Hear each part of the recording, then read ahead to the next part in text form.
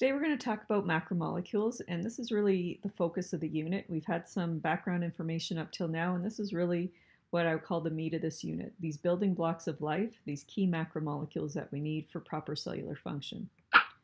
So when we talk about macro, take a look at the word. Macro means big, means large. So if we're talking about macromolecules, we're making these larger molecules from smaller subunits that we're going to join together.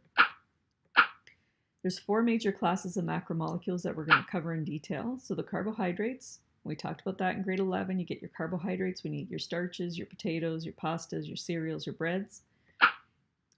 The lipids, that's an umbrella term that's going to cover things like fats, waxes, steroid hormones are in this group. We're going to talk about a special class of lipid when we talk about the structure of the cell membrane.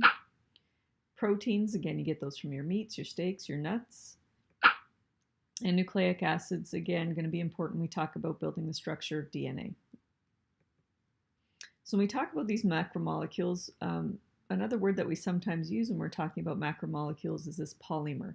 So remember, poly means many.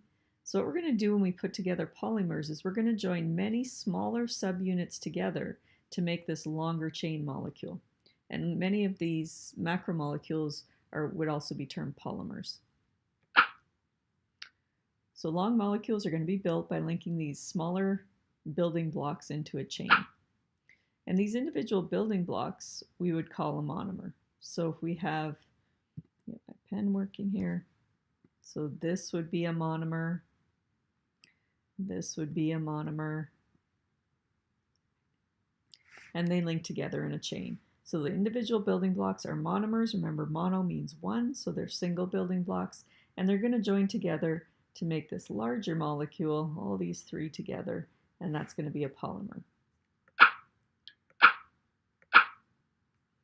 When they join together, they're going to bond, and this bond, represented by this line here, is a covalent bond. So that's a covalent bond. It's a strong bond joining these subunits together to make this longer chain polymer. And whatever macromolecule we're talking about, the bonding is always going to be covalent. So remember that, whether we're talking about a carbohydrate, a protein, a nucleic acid, or a lipid, the bonds joining the subunits together are all covalent. And how do we make these covalent bonds? We do it by a reaction called dehydration synthesis. And take a look at the word, dehydration. When you dehydrate, you lose water. So look at what's going on over here. Water is leaving the molecule. So what happens in a dehydration synthesis reaction is an OH group from one of the monomers is going to join with an H group from another. That's going to come out, and you'll notice H, and O is going to be H2O. So that's going to come out as water. That's the dehydration part. So take away water, dehydrate the molecule, take the water out, and then synthesis means put together. So as these H and OH are going to come out and form water, the monomers involved are going to join together with a covalent bond. So here you have the bond down here that arises when the OH from the one monomer joins the H from the other, pulling water out, joining together monomers. So here's the dehydration, there's the synthesis. Another word for that is sometimes called a condensation reaction. Because water is condensation, it's sometimes used in that term as well. So to build a polymer, you've got to have the bonding. So the monomers, they're going to take H2O out. Those monomers are going to join together. One monomer donates the OH, another donates the H, and together you get the H2O. So dehydration synthesis is the technical term for that reaction. And another name that we give it is a condensation reaction. Those are synonyms. They mean the same thing. So remember that reaction type. That's a reaction type that's going to be responsible for the making of all of the macromolecules we talk about. So carbohydrates, proteins, lipids, nucleic acids, they're all made through dehydration synthesis reactions. So this is a type of chemical reaction. You remember from grade 10, we talked about double displacement reactions. We talked about decomposition reactions, all those different reaction types we talked about in grade 10. This is another kind, dehydration synthesis or condensation. And remember, anytime you lose the water, you have the dehydration. This doesn't just happen on its own. So remember we talked before about the importance of enzymes. They allow chemical reactions to take place in our body at our normal body temperature. So enzymes are going to play a role here. And we're going to talk about enzymes at the end of the unit. And the other thing that we have to have is energy in the form of ATP. So we've talked before about how your body needs ATP for so many different things, and this is just one of the things it needs it for. So dehydration synthesis reactions, creating polymers from building blocks, you need ATP, and you need some enzymes to help it out at body temperature. So there's an enzyme that'll come along, and it'll help catalyze this bonding reaction. We'll talk more about specifically how enzymes work later on. So if we take a look at carbohydrates, these are your energy molecules. They're a ready source of quick energy. And if we take a look at carbohydrates and their structure, remember what the word says. Carbo means carbon, so it's going to contain some carbon. The hydra part is going to mean hydrogen. And anytime you see this 8s, it means there's going to be an oxygen. So we have carbohydrates, and previously we were talking about these carbon-hydrogen bonds, how they're hydrophobic and they're nonpolar. But now we're going to throw in some oxygen to make that molecule more hydrophilic, more polar. The general equation, you have CH2O. And depending on how big that carbohydrate gets, we would mathematically represent it as CH2OX, meaning however many times you're going to repeat that structure. Of course, the most common carbohydrate that we're going to talk about a lot is C6H12O6. Memorize that formula, that's glucose. So that's going to be an important one that we talk about, especially when we get to cell respiration. So what's the function? Fast energy. So you eat your carbohydrates. Those of you who are into sports, you know that you carbo load. You're going to get your fast energy. But it also can be energy storage. It's going to be the raw materials for cell respiration reactions. It's also going to be components structurally in cells, and we'll talk about that. The monomer, so the building block, the single subunits of carbohydrates are going to be simple sugars. So if I take an individual, if I look at each of these yellow structures individually is a monomer, and those monomers are sugars. And now if I link them all together by covalent bonds through dehydration synthesis reactions, then I get my more complex carbohydrates. So sugars are the building blocks. If I put them together, I would get things like starches that you find in your pastas and your breads and your potatoes, and I would get cellulose. So remember, cellulose is the component of cell walls in plants, and that's just an arrangement of sugar monomers to form a polymer carbohydrate. So let's talk about sugars. Let's talk about the monomers of carbohydrates for a bit.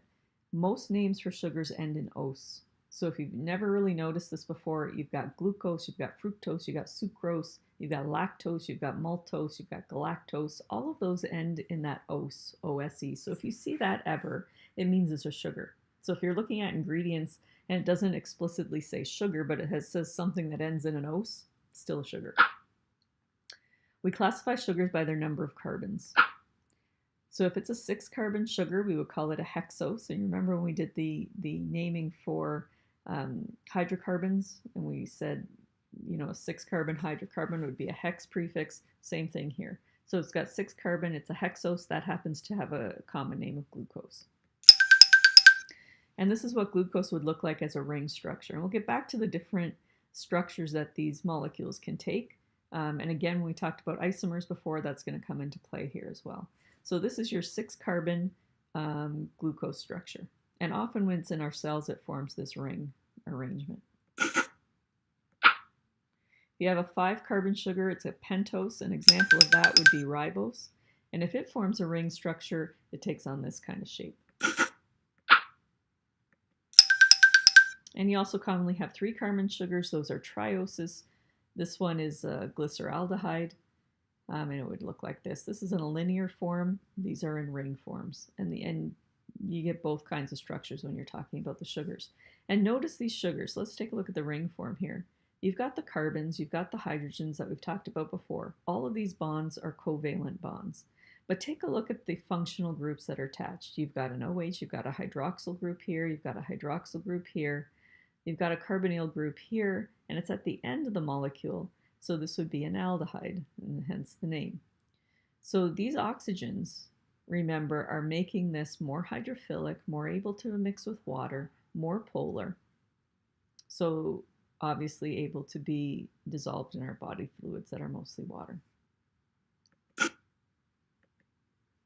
So here we go with the functional groups and the functional groups determining function. So you've got your different categories of sugars. You have aldoses and you've got ketoses. So again, with the carbonyl group, but depending on where it is in the molecule. So here they're at the end.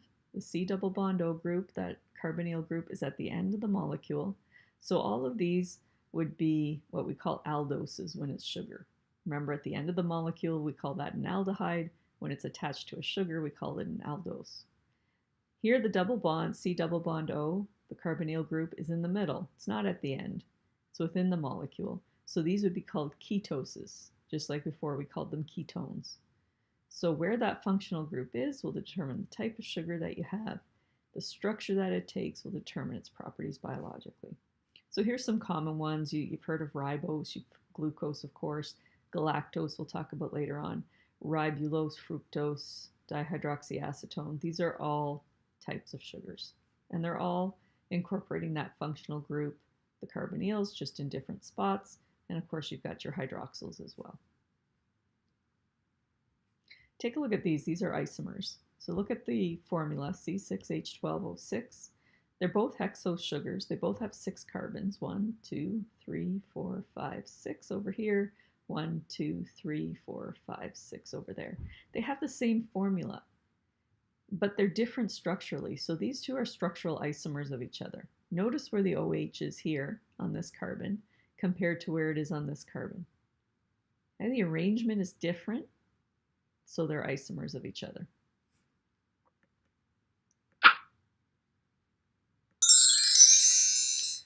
So again, we look at sugar structure. They can come in either ring or linear forms. So you can express glucose like this in a linear structure.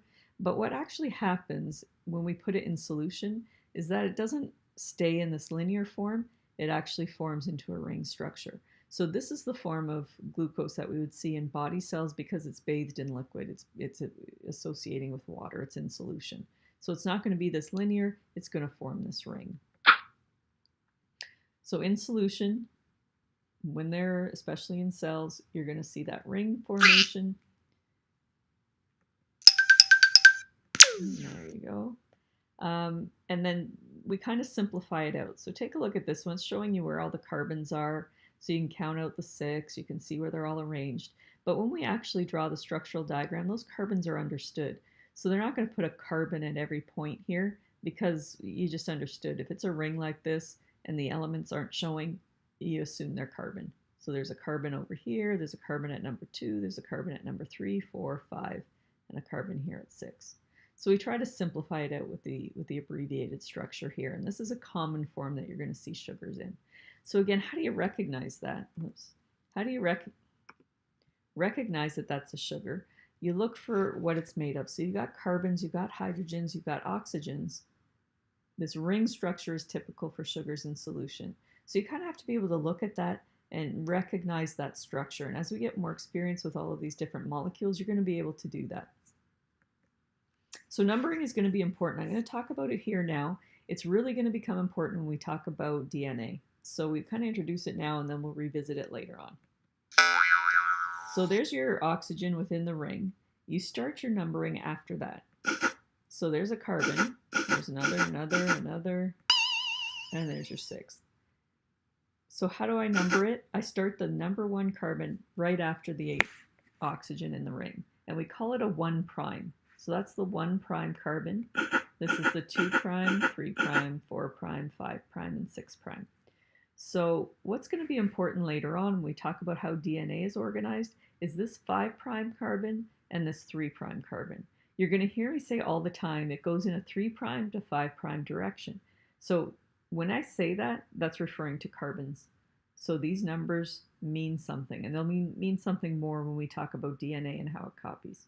So just for now, for this unit, just know that the carbons are starting their numbering after the oxygen in the ring. You go around the ring and you number in increasing order. And again, those two are going to mean something later on, the 3' and the 5'. When we look at this ring structure, remember every attachment here represents a bond, and that's a covalent bond. It's a strong bond. And in chemistry, you've got energy stored in that bond. So that's a bond that's just waiting to release some energy. And how do we get that energy out? We put that glucose through cellular respiration. So we talked a little bit briefly about cellular respiration in grade 9 and 10. Remember I told you we lied to you a little bit in grade 9 and 10 about how that works. So the next unit, we're going to take a look at these bonds within the sugar molecule and how the energy is harvested out of those. And it's a very complex process, but that's really what cellular respiration is all about. And that's how we generate ATP. Okay, so we've got simple sugars, we've got complex sugars. So these terms you're going to have to be familiar with. And remember, the mono means one, di means two, poly means many. So we're going from simple here to more complex. One monomer sugars are your monosaccharides. Glucose is the famous example that we'll keep coming back to. There it is in ring form. If I put two monomers together, I make a disaccharide. So if I link two of these glucose sugars together, I'm going to get what we call a disaccharide. Sucrose is an example of that, so your table sugar. And polysaccharides, poly means many, so these are large polymers. So I'm going to put together many sugar molecules to make this polysaccharide. Starch would be an example of that, so more complex. And of course, that's in your potatoes and your grains. So how do I build sugars? How do I link them? I link them through dehydration synthesis. So again, you see this reaction. OH from one monomer joins the H of another. Water comes out. There's your dehydration part. And when they come together and the water comes out, you get this bond. So that's a covalent bond in between these two monomers. So this one, single monosaccharide would be a monomer. This one would be a monomer. Okay, so I've got monosaccharide plus monosaccharide, and I'm making a disaccharide.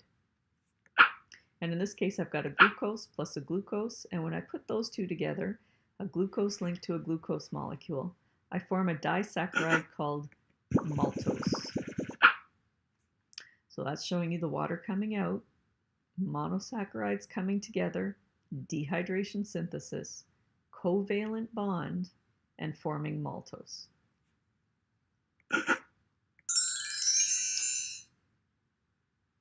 In general terms, this is a covalent bond.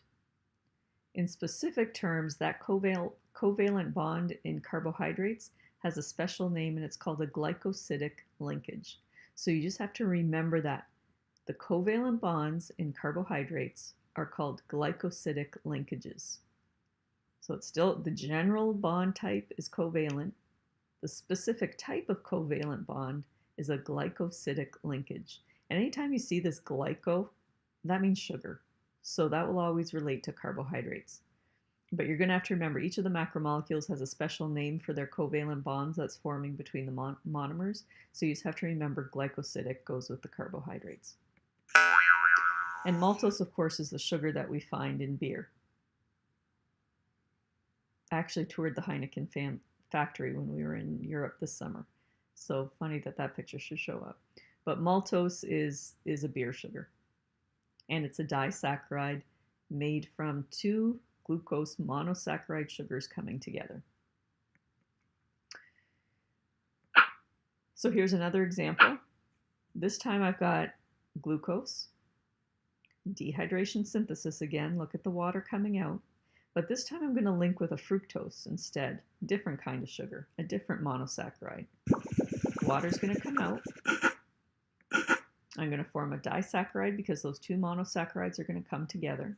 And again, covalent bond, specifically a glycosidic linkage. and this is going to give me the table sugar. Okay, so there's your sucrose. You do have to memorize these. So glucose plus glucose gives you maltose. Glucose plus fructose gives you sucrose. And the one that we're not going to show here, but you're also going to have to remember, is that glucose plus galactose gives you lactose. So you'll have some practice with those, but those are the ones that I want you to remember. And again, covalent bond, glycosidic linkage, monosaccharides on the reactant side, disaccharide on the product side.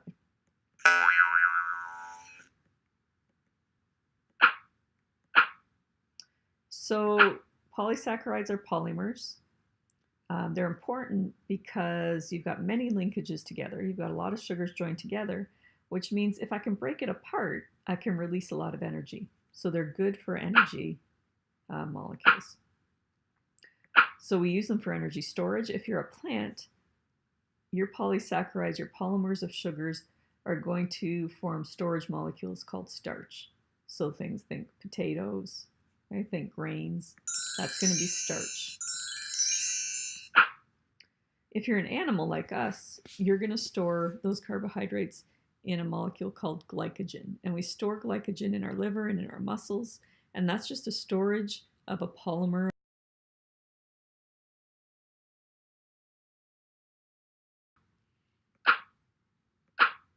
We also use polymers of sugar for structure. So if you're a plant, remember that the cell walls of plant cells are made of cellulose, so that gives them that rigid structure and that rigid shape.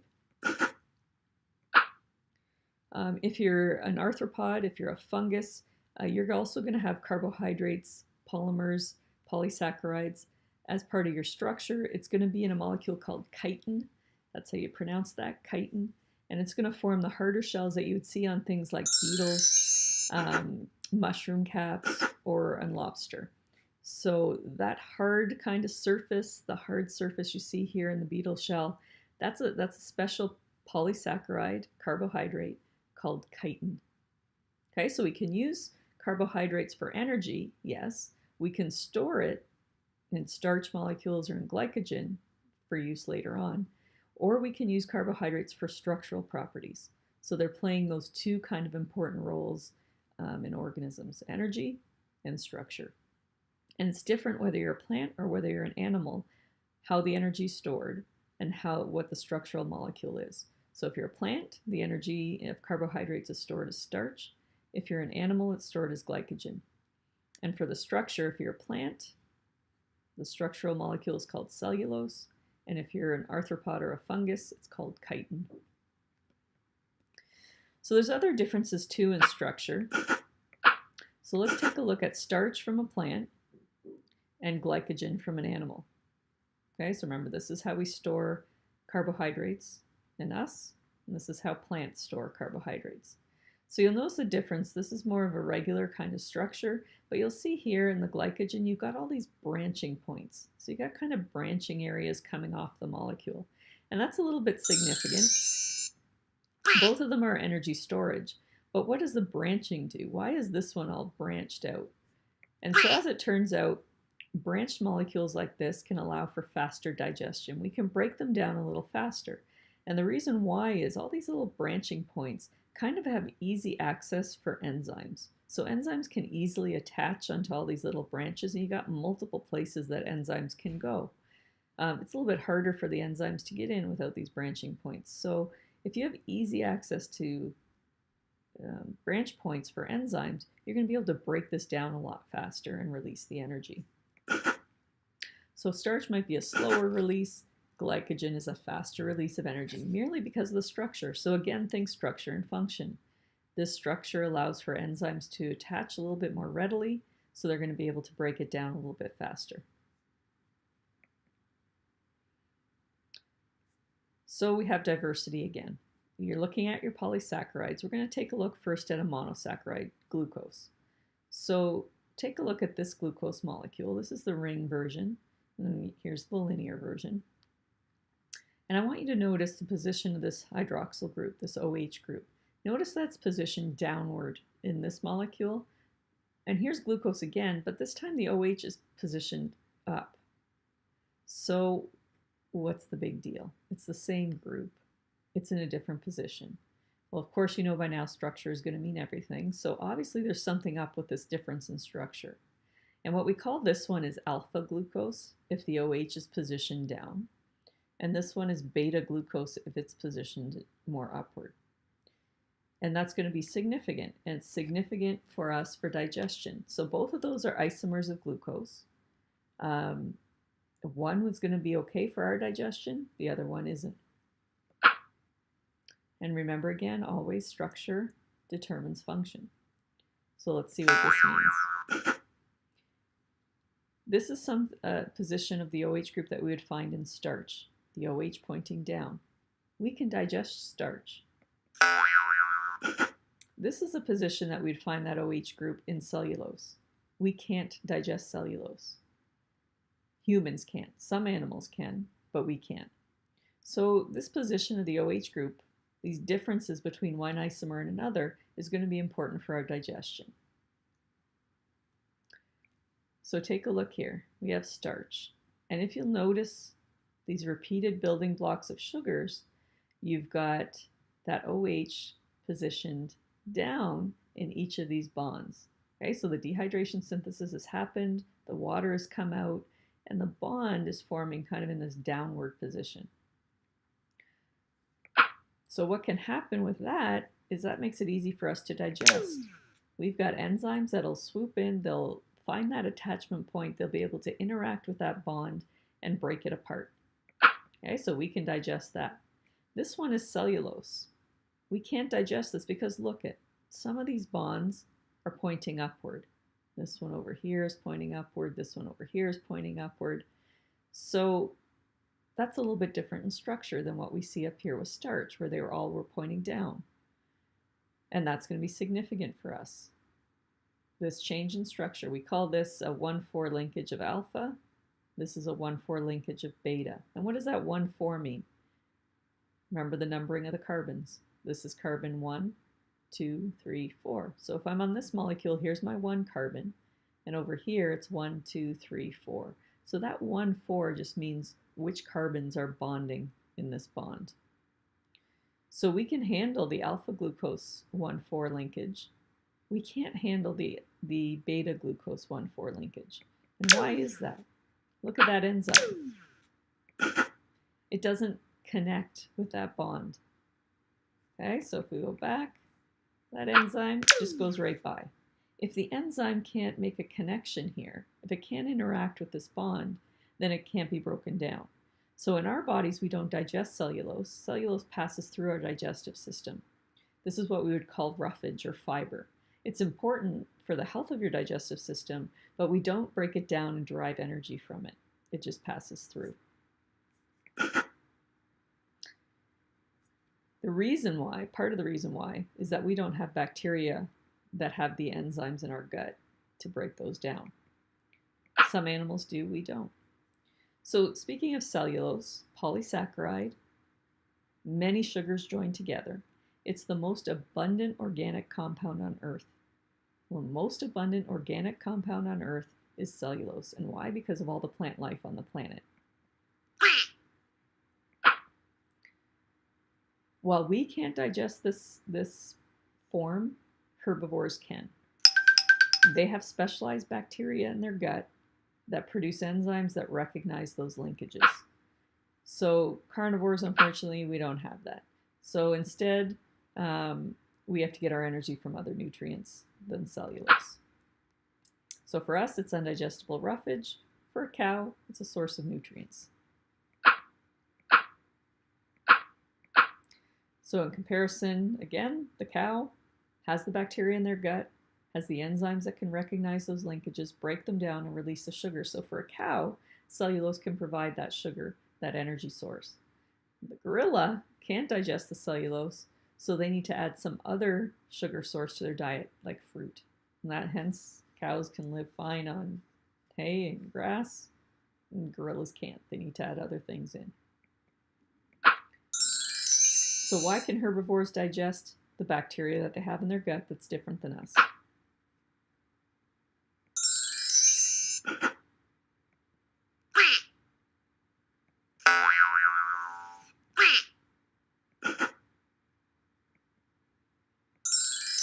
Okay, so what we're going to do when we come back again next week, is we are going to practice building some carbohydrates. So we're going to do some kind of cut and paste activities where you're going to actually see what happens when we link these sugars together. What are these structures going to look like? What are the bonds going to look like? How's the water going to go?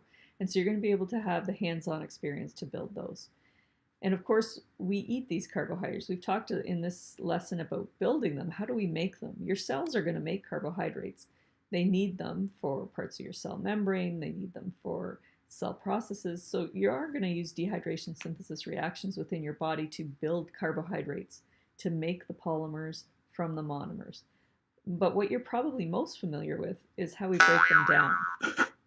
So if we eat carbohydrates, like we do with pasta and bread and grains and cereals, then we're going to break them down. And so how do we break them down? It's the opposite of the reaction we've just been talking about. It's the opposite of dehydration synthesis. We're going to break them down in digestion. And so in grade 10 and 11, we talked about digestion, breaking things down chemically. And this time, instead of taking water out, we're going to use water to break the polymers apart. So in this particular, let me see if I can find my pen. In this, you're starting with the polymer. In this case, you got 3 monomers joined together, 3 sugars joined together. Remember, the black lines are the covalent glycosidic linkages that are joining them together. But now if you're eating this, you're going to want to break it down. So during our digestive process, as it's going through our digestive tract, we're going to use water. And water is going to come in, again, with the help of enzymes, and it's going to break this bond apart. And so what happens is the water is actually going to separate, and hydrogen is going to go to one, the OH group is going to go to the other. And this thing gets broken down. So you've released one monomer, you got a monosaccharide here, you've got a disaccharide here. Another water molecule can come in and break this one apart. So you've gone from this polymer down to the monomer building blocks. That's digestion. And really, it's the reverse of the dehydration synthesis reaction.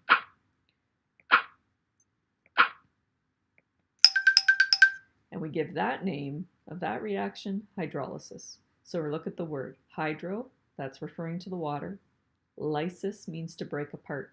So you're using water to break apart this molecule into its simple building block subunits. And that's really the essence of what happens when you're digesting food. And that hydrolysis reaction, this is the example of carbohydrates. Same thing happens with proteins, nucleic acids, lipids. Okay, the same thing. And of course, it requires enzymes, which we're going to talk about later. And even though you might remember from grade 11, we talked about the enzymes of digestion. Amylase in your saliva is one of the initial ones that's going to start breaking down starch.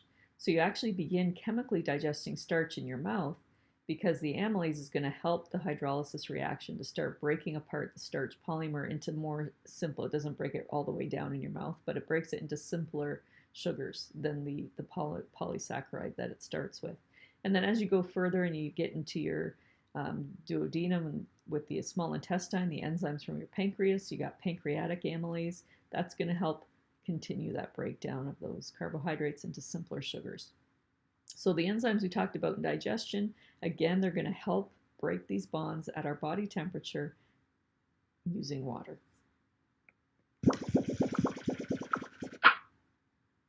And as we break them down, we're going to release energy because remember, in every bond is stored energy. So if you're breaking the bonds apart, that energy will be released. And that's what your cell can harness in the form of ATP. We'll talk more about that when we talk about the metabolism unit. So that's the digestion of carbohydrates. Previous to that, that was the building of carbohydrates.